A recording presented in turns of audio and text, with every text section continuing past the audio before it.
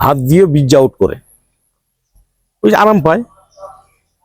প্রতিদিনই করে দাদু ভাই। কিছু কিছু ছেলেবেলা আছে গান গায় আর বীর্য আউট করে, বলে সে যে কেন আইলো না, তবু ভালো লাগে না, এবার আসুক আমি তারে মজা দেখাম। ওই যে মজা পায় আর গান গায়। এই যে মজা পাইতে পাইতে এমন দিন আসবে আপনার দাদু, আপনি মজার পাবেন না।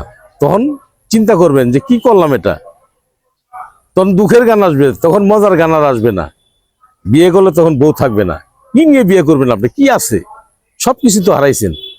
এখনো সময় আছে, এখনো চিকিৎসা নেন। যেহেতু ভুল করছেন, আল্লাহ পাক রোগ দিছে, ওষুধও দিছে, কিন্তু এটা কিন্তু আল্লাহ বানায় নেই, এটা আপনি নিজে তৈরি করছেন রোগটা। আল্লাহকে দোষাদোষি করে লাভ হবে না।